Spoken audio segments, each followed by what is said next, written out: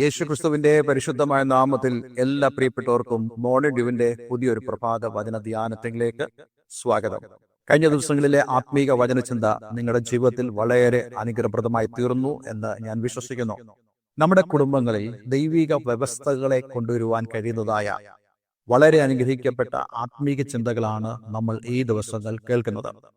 ഈ വചനചിന്തകളിലൂടെ നമ്മളുടെ ജീവിതത്തെ നമുക്ക് ക്രമീകൃതമായി രൂപാന്തരപ്പെടുത്തുവാൻ സാധിക്കും എന്ന് മാത്രമല്ല, ദൈവത്തിന്റെ കുടുംബം എന്ന് വേണം, ദൈവം വസിക്കുന്ന കുടുംബം എന്ന് വേണം നമ്മുടെ കുടുംബങ്ങൾ മാറുവാൻ തക്കവണ്ണം ദൈവം തീർച്ചയായിട്ടും ഇടയാക്കും. പലപ്പോഴും ഈ വചനധ്യാനം എന്നൊക്കെ പറയുന്നത് നമ്മൾ കേവലം ആത്മീയ മണ്ഡലങ്ങളിൽ മാത്രം ശ്രദ്ധിക്കാൻ വേണ്ടിയാണ് നമ്മൾ പ്രിഫർ ചെയ്യാറുള്ളത്. പക്ഷെ അങ്ങനെയുമല്ല, അത് നമുക്ക് വേണം. എന്നാൽ നമ്മളുടെ കുടുംബങ്ങളില്, നമ്മളുടെ ജീവിത രീതികളില്, നമ്മുടെ ജീവിതവുമായി ബന്ധപ്പെട്ട മേഖലകളില് വ്യത്യാസവും ക്രമീകരണവും വരുത്തുവാൻ തീർച്ചയായിട്ടും ദൈവവചനം നമുക്ക് വളരെ സഹായകരമാണ്. ഞാൻ എപ്പോഴും അനുഭവിക്കുന്ന ഒരു കാര്യമാണ്, എനിക്ക് തന്നെ അല്ലെങ്കിൽ ഞാൻ തന്നെ സ്വയം എടുക്കുന്ന തീരുമാനങ്ങളിലൂടെ എന്റെ തെറ്റുകളെ എനിക്ക് തിരുത്താൻ കഴിയാതെ പോകാറുണ്ട്. എന്നാൽ ദൈവവചനത്താൽ ഞാൻ ഒരു തീരുമാനമെടുത്ത് അത് എന്റെ ജീവിതത്തിൽ വ്യത്യാസം വരുത്തുവാൻ പരിശ്രമിച്ചാൽ അത് എനിക്ക് സാധ്യവുമാണ്. കാരണം ദൈവത്തിന്റെ പരിശുദ്ധാത്മാവ് നമുക്ക് ഈ വചനം തരുമ്പോൾ പരിശുദ്ധാത്മാവും കൂടെ നമ്മെ സഹായിക്കും നമ്മുടെ ജീവിതത്തിൽ വ്യക്തമായ മാറ്റങ്ങൾ വരുത്തുവാൻ. പല പ്രിയപ്പെട്ടവരും തങ്ങളുടെ ജീവിതത്തിൽ പുതിയ തീരുമാനങ്ങൾ എടുക്കുമ്പോൾ അവർ വചനപ്രകാരമല്ലാതെ അല്ലെങ്കിൽ ദൈവവചനത്തിന്റെ അടിസ്ഥാനമായല്ലാതെ ഒരു തീരുമാനമെടുത്താൽ അവർ ചിന്തിക്കും, ഞങ്ങൾക്ക് കഴിയും, അല്ലെങ്കിൽ ആ തീരുമാനം എടുക്കുവാൻ ഞങ്ങൾക്ക് കഴിയും, എന്റെ ജീവിതം വ്യത്യാസപ്പെടും. പക്ഷെ ഒരിക്കലും വ്യത്യാസപ്പെടാൻ കഴിയത്തില്ല. നിങ്ങൾ വീണ്ടും വീണ്ടും ആ തീരുമാനത്തിൽ നിന്ന് പിന്മാറിപ്പോകും. എന്നാൽ ദൈവവചനത്തിന്റെ കേൾവിയുടെ അടിസ്ഥാനത്തിൽ നമുക്ക് നമ്മുടെ തീരുമാനങ്ങൾ എടുക്കാൻ കഴിയുന്നുണ്ടെങ്കിൽ ദൈവത്തിന്റെ പരിശുദ്ധാത്മാവ് നമ്മെ സഹായിക്കുകയും ആ സഹായത്താൽ നമ്മുടെ ജീവിതങ്ങളെ നമുക്ക് മാറ്റിയെടുക്കുവാൻ സാധിക്കും. ഞാൻ ഇന്നും ഓർക്കുന്നുണ്ട്, വർഷങ്ങൾക്ക് മുമ്പ് ഒരു വ്യക്തി എന്റെ അടുക്കൽ കടന്നു വന്നു. ബ്രദറെ, മദ്യപാനത്തിൽ നിന്നും എനിക്കൊരു വിടുതൽ ആവശ്യമാണ്, എനിക്ക് വേണ്ടി പ്രാർത്ഥിക്കണം, എന്നോട് സംസാരിക്കണം. അപ്പോൾ ഞാൻ അദ്ദേഹത്തോട് ചോദിച്ചു, നിങ്ങൾ എന്നെങ്കിലും ഈ മദ്യപാനത്തിൽ നിന്നും വിടുതൽ പ്രാപിക്കുവാൻ ആഗ്രഹിച്ച് തീരുമാനങ്ങൾ എടുത്തിട്ടുണ്ടോ? അദ്ദേഹം പറഞ്ഞു, എനിക്ക് നല്ല സിഗരറ്റ് വലിയുണ്ട്. ഞാൻ സിഗരറ്റ് പാക്കറ്റുകളെല്ലാം ഓരോ ദിവസവും കുറച്ച് കൊണ്ടുവന്ന് അവസാനം ഒന്നാക്കി. എന്നിട്ടും എന്റെ ഈ സിഗരറ്റ് ശീലങ്ങളിൽ നിന്നും എനിക്ക് വിടുതൽ പ്രാപിക്കാൻ കഴിഞ്ഞില്ല. അതുപോലെ തന്നെയാണ് മദ്യവും. ഞാൻ പലതവണയായിട്ട് കുറച്ച് കൊണ്ടുവന്ന് നോക്കിയിട്ടും എനിക്ക് മദ്യപാനത്തിൽ നിന്നും രക്ഷ നേടുവാൻ സാധിച്ചില്ല. പക്ഷെ ഞാൻ അദ്ദേഹത്തോട് പറഞ്ഞു, നിങ്ങൾ തന്നെ ശ്രമിച്ചാൽ നിങ്ങളുടെ ഇങ്ങനെയുള്ള ദുശീലങ്ങളിൽ നിന്നും നിങ്ങൾക്ക് ഒഴിവാകാൻ കഴിയത്തില്ല. മറിച്ച് ദൈവവചനം നിങ്ങൾ കേൾക്കണം. അതേപോലെ തന്നെ നിങ്ങൾ ആ ദൈവവചനത്തിന്റെ അടിസ്ഥാനത്തിൽ നിങ്ങൾ തീരുമാനമെടുത്താൽ ദൈവം നിങ്ങളെ സഹായിക്കും. ഈ മദ്യപാനത്തിന്റെ ആസക്തികളിൽ നിന്നും വിടുതൽ പ്രാപിക്കാൻ കഴിയുമെന്ന് ഞാൻ അദ്ദേഹത്തോട് പറയുകയുണ്ടായി. അദ്ദേഹം എന്നോട് ഇപ്രകാരമാണ് പറഞ്ഞത്, മദ്യം ഞാൻ കുറച്ച് കൊണ്ടുവരുമ്പോൾ എന്റെ കൈകൾ നല്ലവണ്ണം വിറയ്ക്കും, എന്റെ ശരീരം ഷിവർ ചെയ്യാൻ തുടങ്ങും, അതിനോട് എനിക്ക് താതാത്മ്യപ്പെടുവാൻ കഴിയാതെ വരും. പക്ഷെ ഞാൻ അദ്ദേഹത്തോട് സംസാരിച്ചു കഴിഞ്ഞ് അദ്ദേഹം ഒരു തീരുമാനമെടുത്തു. വചനത്തിന്റെ വെളിച്ചത്തിൽ അത്ഭുതകരമെന്ന് പറയട്ടെ, ആ വ്യക്തി പൂർണ്ണമായിട്ടും മദ്യപാനത്തിൽ നിന്നും സിഗരറ്റ് വലിയിൽ നിന്നും അദ്ദേഹം വിടുതൽ പ്രാപിപ്പാനിടയായി തീർന്നു. അതേപോലെ തന്നെയാണ് ഈ കുടുംബ ബന്ധങ്ങളിൽ വചനപ്രകാരം നാം ക്രമീകരിക്കുവാൻ ഉത്സാഹിക്കുമ്പോൾ ദൈവത്തിന്റെ പരിശുദ്ധാത്മാവ് നമ്മുടെ ജീവിതത്തിൽ പ്രവർത്തിക്കും.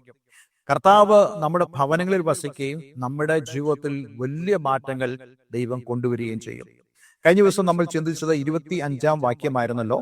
ഭർത്താക്കന്മാരെ ക്രിസ്തുവും സഭയെ സ്നേഹിച്ചതുപോലെ നിങ്ങളുടെ ഭാര്യമാരെ സ്നേഹിപ്പിൻ. എങ്ങനെയാണ് ക്രിസ്തു സഭയെ സ്നേഹിച്ചത്?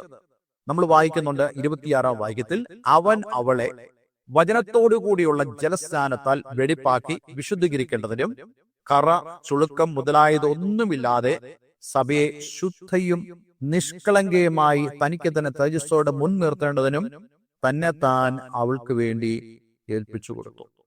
യേശുക്രിസ്തു ഈ സഭയ്ക്ക് വേണ്ടി തന്നെ താൻ ഏൽപ്പിച്ചു കൊടുക്കുക വഴിയാണ് യേശു സഭയെ സ്നേഹിച്ചത്. അതുപോലെ തന്നെയാണ് ഭർത്താക്കന്മാരും തങ്ങളെ തന്നെ തങ്ങളുടെ ഭാര്യമാർക്ക് വേണ്ടി ഏൽപ്പിച്ചു കൊടുക്കണം. നോക്കണേ, യേശു എന്താ ചെയ്തത്? യേശു തന്റെ ജീവൻ പോലും കൊടുക്കുവാൻ തയ്യാറായി. ഇവിടെ ഈ ആദ്യം പറയുന്ന ചില വാക്കുകളുണ്ട്. അവൻ അവളെ വചനത്തോടു കൂടിയ ജലസ്നാനത്താൽ. രണ്ടു വിധമായ വ്യാഖ്യാനങ്ങൾ ആ ഭാഗത്തുണ്ട്. ജലസ്നാനം എന്ന് ഉദ്ദേശിക്കുന്നത് ഒരു വ്യക്തി കർത്താവ് യേശുക്രിസ്തുവിലേക്ക് വന്ന് അവന്റെ മരണ അടക്ക പുനരുത്ഥാനങ്ങളോടുകൂടി ഏകീഭവിക്കുന്നതായ സ്നാനവും. അല്ല, മറ്റൊരു തരത്തിൽ വേദപണ്ഡിതന്മാർ പറയാറുണ്ട്, ഇവിടെ വചനത്തോടുകൂടിയുള്ള ജലസ്നാനം എന്ന് പറയുമ്പോൾ വചനത്താൽ അവളെ തീരുമാനങ്ങളിലേക്ക് കൊണ്ടുവരുന്ന, രക്ഷയുടെ അനുഭവത്തിലേക്ക് കൊണ്ടുവന്ന് ആ വചനത്താൽ അവൾ ശുദ്ധീകരിക്കപ്പെടുന്നതായ അനുഭവമാണ്. പക്ഷെ ഇതിൽ രണ്ടിലും ഏതാണെങ്കിലും സ്നാനവും വചനത്തോടു കൂടിയുള്ള അവളുടെ തീരുമാനവും വളരെ പ്രധാനപ്പെട്ടതാണ്. അത് രണ്ടും ഒരു വിശ്വാസിയെ സംബന്ധിച്ചിടത്തോളം ഒഴിച്ചുകൂടാനാവാത്ത കാര്യമാണ്. സ്നാനവും അതേപോലെ തന്നെ രക്ഷയുടെ അനുഭവവും. പക്ഷെ ഈ കർത്താവ് യേശുക്രിസ്തു തന്റെ സഭയെ സ്നേഹിച്ചുകൊണ്ട് ഈ വചനത്തോടു കൂടിയുള്ള ജലസ്നാനത്താൽ വെടുപ്പാക്കി വിശുദ്ധീകരിക്കേണ്ടതിനും, അതായത് ദൈവം മുമ്പാകെ അവളെ നേരോടെ നിർത്തുവാൻ, വിശുദ്ധീകരിക്കപ്പെട്ടവളായി നിർത്തുവാൻ. വാസ്തവത്തിൽ കർത്താവ് യേശുക്രിസ്തു സഭയെ ആദ്യം കാണുന്നത് ഒരിക്കലും വിശുദ്ധീകരിക്കപ്പെട്ട ഒരു സഭയായിട്ടല്ല, മറിച്ച് പാപത്താൽ നിറയപ്പെട്ട, മാലിന്യത്താൽ നിറയപ്പെട്ട ഒരു സഭയാണ്. പക്ഷേ അവിടെയും നമ്മൾ മനസ്സിലാക്കുന്നുണ്ട്, യോഗ്യതകളല്ല ദൈവം ഈ സഭയെ തെരഞ്ഞെടുക്കുവാൻ കാരണം, മറിച്ച് അയോഗ്യതകൾ തന്നെയാണ്. ഇവിടെ എന്തുകൊണ്ട് കർത്താവ് യേശുക്രിസ്തു വചനത്തോടു കൂടിയുള്ള ജലസ്നാനത്താൽ സഭയെ ശുദ്ധീകരിക്കേണ്ടതായിട്ട് വന്നു? യോഗ്യതയല്ലത്, അത് അയോഗ്യതയാണ്. പക്ഷേ അവൻ അവളെ സ്നേഹിച്ചു, വ്യവസ്ഥയില്ലാതെ സ്നേഹിച്ചു. അവന്റെ എല്ലാവിധമായ ദാനങ്ങളും അവൾക്ക് നൽകിക്കൊണ്ട് അവളെ തൻ്റെതാക്കുവാൻ യേശു ആഗ്രഹിച്ചു. അതാണ് യേശുവിന്റെ സഭയെക്കുറിച്ചുള്ള സ്നേഹം. ഇതേ സ്നേഹം തന്നെയാണ് നമ്മുടെ ഭാര്യമാരോടും നമ്മൾ കാണിക്കേണ്ടത്. പക്ഷെ ഇവിടെ ചില ആത്മീക സത്യങ്ങൾ നമുക്ക് കാണുവാൻ കഴിയുന്നുണ്ട്. ഒരു വാക്യം കൊണ്ട് വായിച്ചിട്ട് ആ ആത്മീയ സത്യങ്ങളിലേക്ക് ഞാൻ നിങ്ങളെ കൊണ്ടുപോകാൻ ആഗ്രഹിക്കുന്നു. ഫിലിപ്പിയ ലേഖനം 2-ാം അധ്യായം അതിന്റെ 5 മുതൽ 8 വരെയുള്ള വേദഭാഗങ്ങൾ. ക്രിസ്തുവേശുവിലുള്ള ഭാവം തന്നെ നിങ്ങളിലും ഉണ്ടായിരിക്കട്ടെ. അവൻ ദൈവരൂപത്തിലിരിക്കെ ദൈവത്തോടുള്ള സമത്വം മുറുകെ പിടിച്ചുകൊള്ളണം എന്ന് വിചാരിക്കാതെ ദാസരൂപമെടുത്ത് മനുഷ്യ സാദൃശ്യത്തിലായി തന്നെത്താൻ ഒഴിച്ച് വേഷത്തിൽ മനുഷ്യനായി വിളങ്ങി. തന്നെത്താൻ താഴ്ത്തി മരണത്തോളം, ക്രൂശിലെ മരണത്തോളം തന്നെ അനുസരണം ഉള്ളവനായി തീർന്നു. ആർക്കു വേണ്ടിയാ? വാസ്തവത്തിൽ ഈ 5 മുതൽ 8 വരെയുള്ള വേദഭാഗങ്ങൾ നമ്മൾ സഭ എന്ന മണവാട്ടിയെക്കുറിച്ചുള്ള ചിന്തയില്ലാതെ വായിച്ചാൽ കർത്താവ് യേശുക്രിസ്തുവിന്റെ സമർപ്പണം എന്നുള്ള ആ ചിന്തയിലേക്ക് തന്നെയാണ് നമ്മൾ കടന്നു വരുന്നത്. എന്നാൽ സഭയെ കൂടെ നമ്മൾ അവിടെ മനസ്സിൽ വെച്ചുകൊണ്ട് ഈ വേദഭാഗം വായിച്ചാൽ സഭയോടുള്ള കർത്താവ് യേശുക്രിസ്തുവിന്റെ സ്നേഹമാണ് നമുക്കിവിടെ കാണുവാൻ കഴിയുന്നത്. ആ സ്നേഹത്തിൽ എന്താണ് യേശു ചെയ്തത്? അവൻ ദൈവരൂപത്തിലിരിക്കെ അവൻ ദൈവത്തിലായിരുന്നു, അല്ലെങ്കിൽ അവൻ ദൈവമായിരുന്നു. ആ ദൈവത്തിലിരിക്കെ ദൈവത്തോടുള്ള സമത്വം മുറുകെ പിടിച്ചുകൊള്ളണമെന്ന് വിചാരിക്കാതെ, കർത്താവ് യേശുക്രിസ്തുവിന് സന്തോഷം വരുന്ന ഒരു കാര്യം ദൈവരൂപത്തിൽ ഇരിക്കുക തന്നെയാണ്. പക്ഷെ അത് വിചാരിക്കാതെ അവൻ ദാസരൂപമെടുത്തു, മനുഷ്യനായി, മനുഷ്യ സാദൃശ്യത്തിലായി തന്നെത്താൻ ഒഴിച്ച് വേഷത്തിൽ മനുഷ്യനായി വിളങ്ങി തന്റെ സഭയാകുന്ന ആ മണവാട്ടിക്ക് വേണ്ടി അവളെ വീണ്ടെടുക്കുവാൻ. ഇവിടെ നമ്മൾ വായിച്ചതുപോലെ വചനത്തോടു കൂടിയുള്ള ജലസ്നാനത്താൽ അവളെ വെടുപ്പാക്കേണ്ടതിന് വേണ്ടി തന്നെത്താൻ താഴ്ത്തി മരണത്തോളം, ക്രൂശിലെ മരണത്തോളം തന്നെ അവൻ അനുസരണമുള്ളവനായി തീർന്നു. നോക്കണേ, എത്രത്തോളമാണ് കർത്താവ് യേശുക്രിസ്തു സഭയെ സ്നേഹിച്ചത്. ഈ എഫേസ്യ ലേഖനത്തിൽ നമ്മൾ പിന്നീട് വായിക്കുന്നുണ്ട്, അവൻ അവളെ വചനത്തോടുകൂടി ജലസ്നാനത്താൽ വെടിപ്പാക്കി വിശുദ്ധീകരിക്കേണ്ടതിനും കറ, ചുളുക്കം മുതലായത് ഒന്നുമില്ലാതെ സഭയെ ശുദ്ധയും നിഷ്കളങ്കമായി തനിക്ക് തന്നെ തേജസ്സോടെ മുൻനിർത്തേണ്ടതിനും തന്നെത്താൻ അവൾക്ക് വേണ്ടി ഏൽപ്പിച്ചു കൊടുത്തു. നോക്കണ്ട, ഇന്ന് ദൈവം ആഗ്രഹിക്കുന്ന എന്താ? ഇന്ന് യേശു ആഗ്രഹിക്കുന്ന എന്താ?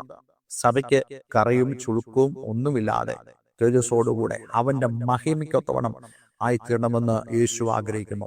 അതുപോലെ തന്നെയാണ് ഭർത്താക്കന്മാരും അവരുടെ മഹിമയ്ക്കനുസരിച്ച്, അവരുടെ ചിന്തകൾക്കനുസരിച്ച്, അവരുടെ ഇഷ്ടത്തിനനുസരിച്ച്, അവരുടെ സ്നേഹത്തിനനുസരിച്ച് തങ്ങളുടെ ഭാര്യമാരെ ആക്കുവാനുള്ള ആ വലിയ ത്യാഗപൂർവമായ സ്നേഹം. ഇതാണ് ദൈവവചനം വളരെ വ്യക്തമായി പറയുന്നത്. ഇങ്ങനെ സ്നേഹിക്കുന്ന ഒരു ഭർത്താവിനെ ഭയപ്പെടുവാൻ ഭാര്യയ്ക്ക് കഴിയും. ഇങ്ങനെ സ്നേഹിക്കുന്നതായ ഒരു ഭർത്താവിനെ കീഴടങ്ങിയിരിക്കുവാൻ ഭാര്യമാർക്ക് കഴിയും. ഒരിക്കലും ഇപ്രകാരം സ്നേഹിക്കാതെ ഭാര്യ എനിക്ക് കീഴ്പ്പെട്ടിരിക്കണം എന്ന് പറയുന്നിടത്ത് അത് ബൈബിൾ അനുസരിച്ചുള്ള, അത് വേദപുസ്തകം അനുസരിച്ചുള്ള ഒരു കുടുംബ ബന്ധം ഒരിക്കലുമല്ല. ദൈവത്തിന്റെ മുമ്പാകെ നമ്മൾ അക്സെപ്റ്റബിൾ ആയി മാറണമെങ്കിൽ, നമ്മൾ സ്വീകരിക്കപ്പെടുന്നതായി മാറണമെങ്കിൽ ദൈവവചന വ്യവസ്ഥയിൽ നമ്മളുടെ കുടുംബം മുന്നോട്ട് പോകേണ്ടത് ആവശ്യമാണ്. അതിനായിട്ടുള്ള ഒരു സമർപ്പണവും പ്രാർത്ഥനയും ഇന്ന് നമ്മുടെ ജീവിതത്തിൽ ഉണ്ടാകട്ടെ. ഒരു വാക്ക് നമുക്ക് പ്രാർത്ഥിക്കാം. കർത്താവേ, എന്നെ കേൾക്കുന്ന പ്രിയമുള്ളവരോട് അവരുടെ കുടുംബം എങ്ങനെയായിരിക്കണം, ഭാര്യ ഭർത്താക്കന്മാർ തമ്മിലുള്ള ബന്ധം, ഭർത്താവ് ഭാര്യയെ സ്നേഹിക്കണമെന്നും ഭാര്യ ഭർത്താവിന് കീഴ്പ്പെട്ട് ഭയത്തോടുകൂടെ ജീവിക്കണമെന്ന്, ബഹുമാനത്തോടുകൂടെ സ്നേഹത്തോടുകൂടെ ജീവിക്കണമെന്ന് ഞങ്ങൾക്ക് വായിക്കുവാനും പഠിക്കുവാനും തക്കവണ്ണം ഇടയായി തീർന്നല്ലോ. കർത്താവ്, എന്നെ കേൾക്കുന്ന പ്രിയമുള്ളവർ അവരുടെ ഭവനങ്ങളിൽ ഈ ദിവസങ്ങളിൽ ഇപ്രകാരമുള്ള ഒരു ജീവിതം നയിപ്പാൻ നീ അവരെല്ലാവരെയും സഹായിക്കണമെന്ന് പ്രാർത്ഥിക്കുന്നു. പ്രാർത്ഥന കേട്ടതിനായി നന്ദി.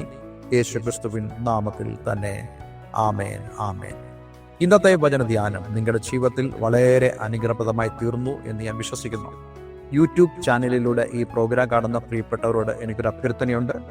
നിങ്ങൾക്ക് ഞങ്ങളുടെ വാട്സപ്പ് ഗ്രൂപ്പിൽ ഇതുവരെ ജോയിൻ ചെയ്യാൻ സാധിച്ചിട്ടില്ലെങ്കിൽ അതിനുള്ള അവസരമുണ്ട്.